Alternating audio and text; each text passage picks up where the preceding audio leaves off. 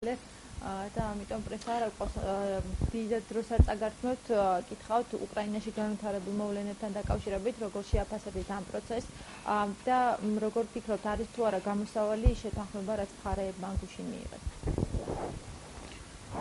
სამწუხაროდ ის შეთანხმება რომელიც არის მიღებული არ არის გამოსავალი მდგომარეობიდან ვინაიდან დასავლეთის ავანტურისტული ძალები ცდილობენ რეგიონში შეცვალონ გეოპოლიტიკური ვითარება, დაძაბონ გეოპოლიტიკური ვითარება და ამით მიაღწიონ თავიანთ პოლიტიკურ ინტერესებს.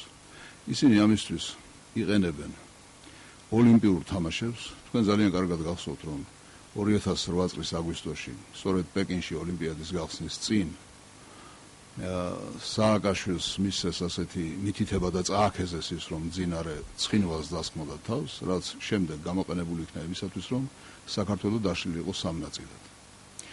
ახლა კარს მომდგარი არის სოჭის ოლიმპიადა და სწორედ სოჭის ოლიმპიადის გამოყენებით, ვინაიდან ამ დროს რუსეთს რა თქმა უნდა ხელები აქვს შეგრული, ცდილობენ მიაღწიონ თავიანთ მიზანს, ან დაშალონ უკრაინა და ერთი ნაწილი მაინც წაგლიჯონ მათ, ან თავიანთი სასურველი ხელისუფლება მოიყვანონ იმისათვის, რომ რუსეთსა და უკრაინას შორის არ შედგეს ორივე ქვეყნისათვის ასე სასურველი პარტნიორული ურთიერთობები. უკრაინას ჯერ არ აქვს გაკვეთილი მიღებული იმისათვის, რომ დასკვნები გაეკეთებინა, მაგრამ საქართველოს გაკვეთილი უკვე მიღებული აქვს 2008 წლის აგვისტოში და საქართველოს ხელისუფლებასა და პოლიტიკურ ძალებს მართავთ გარკვეული დასკვნების გაკეთება. სამწუხაროდ ეს დასკვნები არ ჩანს. საგარეო პოლიტიკური მიმართულება დარჩა უცვლელი. აქედან გამომდინარე მე მინდა ხელისუფლებასაც პოლიტიკურ ძალებსაც და მოსახლეობასაც მოუწოდო რომ უნდა დავანებოთ თავი ცეცხლთან თამაშს.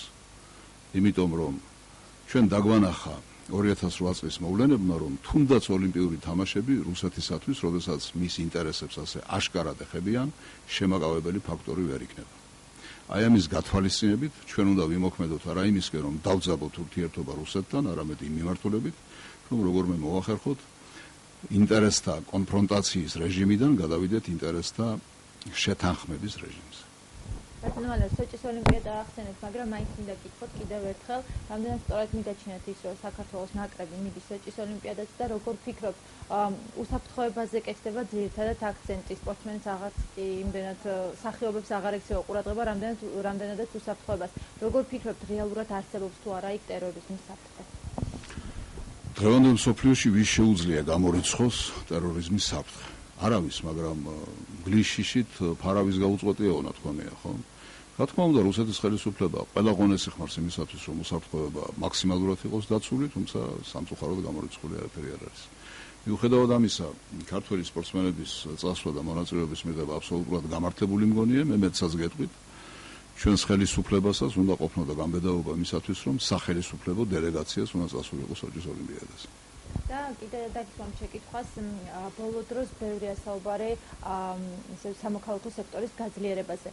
ბიძინა ივანიშვილმა დააფუძნა მოქალაქე, არჩილ კრილაშვილმა დააფუძნა საქართველოს ევროპული გზა.